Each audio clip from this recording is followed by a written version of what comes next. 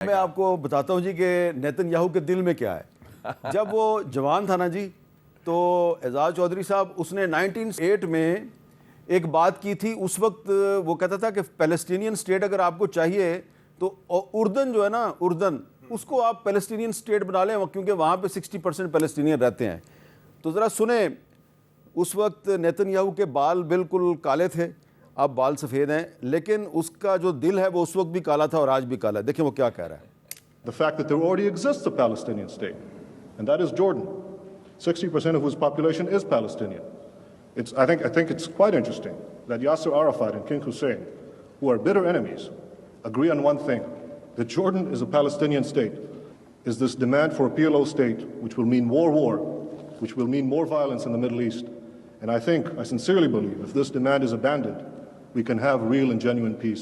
अच्छा एजाज चौधरी साहब, ये जो 1978 में बात कही थी नेतन्याहू ने, आज तक इसराइल की वही पॉलिसी है कि वो एक अलहदा फ़लस्तीनी रियासत जो है उसको तस्लीम करने के लिए तैयार नहीं है। उन्होंने ओस्लो एकॉर्ड के बाद बनाई तो एक छोटी सी कमज़ोर सी फ़लस्तीनी रियासत बनाई, लेकिन उसमें भी अब आपको पता है उन्होंने गज़ा पे भी कब्ज़ा कर लिया हुआ है, वेस्ट बैंक पे भी कब्ज़ा कर लिया हुआ है।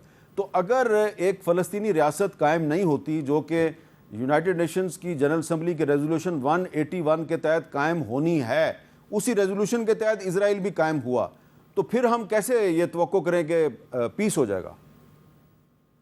मैं इसीलिए कह रहा हूँ जी कि पीस की तवक्को करनी जब तक कि इसराइल और लिकुड पार्टी, खुसूसन नेतन्याहू साहब जैसी सोच मौजूद है, बड़ी मुश्किल है।